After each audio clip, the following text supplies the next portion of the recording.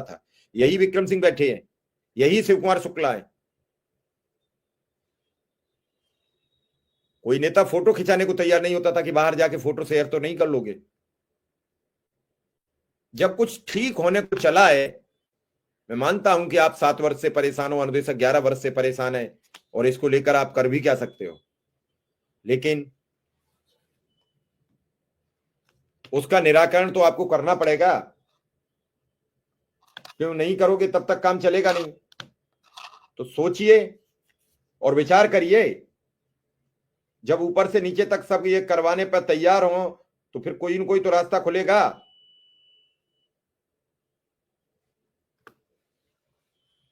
इस रास्ता खुलने का एक ही सबसे मूल कारण है कि आर्थिक लाभ होना शुरू हो जाए अनुदेशक और शिक्षा मित्र को। इनकी जिंदगी खुद स्वतः ही बदल जाएगी। किसी नई केमिस्ट्री की जरूरत नहीं है, किसी न्यूटन के गति की नियम के न्यूटन का कोई लॉ नहीं लगाना, कोई न्यूमेरिकल नहीं है जो किसी सूत्र से निकाला जाएगा। एक ही न्यूमेरिकल है, एक ही सूत्र है, एक ही संवाद है और एक ही काम है, आर्थिक प्रगति। आर्थिक के अलावा कुछ लाभ नहीं हो सकता।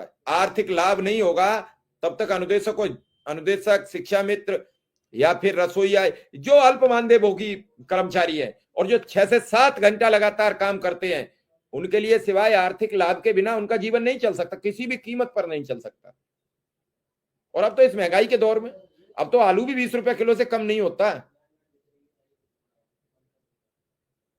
क्या कहोगे इस पूरे दौर में जो आप देख रहे हो? इनसे कहिए अरुण के त्यागी जी आए और देखें नेट, रोज ये ड्रामा करने लगा है।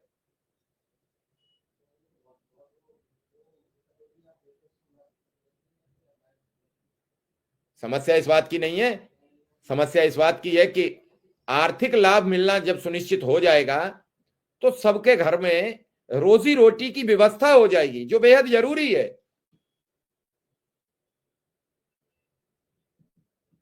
लेकिन अगर रोज ही ये सब समस्याएं रहेंगी, रोज ही ये सब विकराल परिस्थितियां रहेंगी, तो क्या करोगे?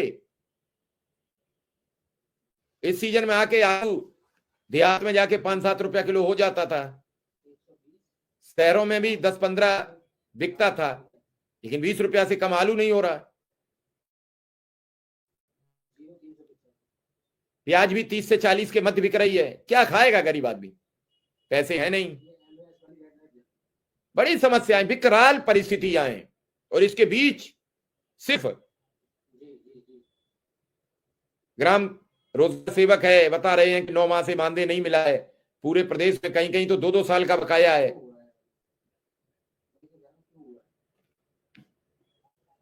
समझ में नहीं आ रहा है कि इतने इतने दिन अल्प वेतन भोगी कर्मचारियों का, अल्प वेतन भोगी कर्मचारियों का नहीं चल पा रहा है काम। कहना आ जाओ जरा यार, रोज दिक्कत हो रही है लाइव में। बड़ी बड़ी समस्याएं हैं सामने। एक समस्या हो आदमी उसे निस्तारण करे, और कुछ हो उससे निस्तारण करे, कब तक करेगा? हर चीज पे इतनी महंगाई बढ़ चुकी है, और इसका एक ही चारा है कि जब बात करिए विधायक जी से। कई सर आ जाइए अब।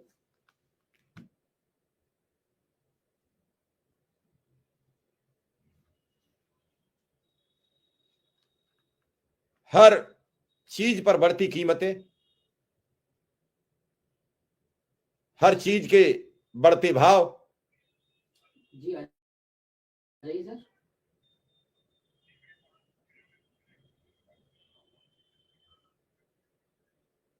वो आवाज आ जुड़ जाएंगे, कोई दिक्कत नहीं। जुड़ दो, सारे लोग दर्शक जुड़े हुए हैं इसमें, बार बार कमेंट कर रहे हैं।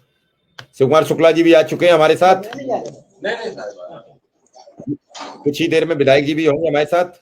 प्रणाम मिश्रा जी। नमस्कार। और शुक्ला जी, 22 तारीख की कैबिनेट की बैठक है, क्योंकि मुझे लगा कल नेटवर्क इशू रहा, और आज जैसे ही आपका फिर ये प्रोग्राम शुरू हुआ तो 10 मिनट चल पाया, 10 मिनट के बाद नेट बंद हो गया। समझ में नहीं आ रहा है क्या हो रहा है। वो तो फिर आज कुछ पिकअप पकड़ लिया है। तो 22 तारीख की कैबिनेट बैठक फाइनल है, मेरा आपसे अनुरोध है, विधायक जी अभी आएंगे कुछ ही पलों में, मेरा आपसे अनुरोध है कि जहां भी जो भी नेता, देवी देवता जो कुछ है, सबसे अनुरोध, प्रार्थना, अपील जो कुछ है सब कर लीजिए। परसों तक मौका है, शायद माँ भगवती, माँ गंगा मैया कुछ आशीष दे दें।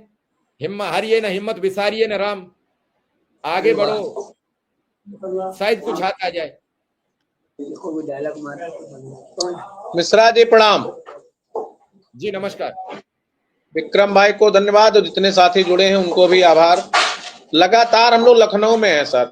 आज मैं डीजी से भी मुलाकात हुई, डायरेक्टर से भी मुलाकात हुई है, अन्य अधिकारियों से भी मिले हैं, संयुक्त शिक्षा निदेशक से भी मिले हैं और लगातार उस फोरम पर काम कर रहे हैं कि सबसे पहले जो आदेश हुआ है उसका कार्यक्रम जारी हो जाए और जो 22 की बैठक है उसमें हमारी पूरी कोशिश है कि हर बिंदु पर हम लोग लगे हैं। माननीय शर्मा जी से सुबह हमने बात किया था।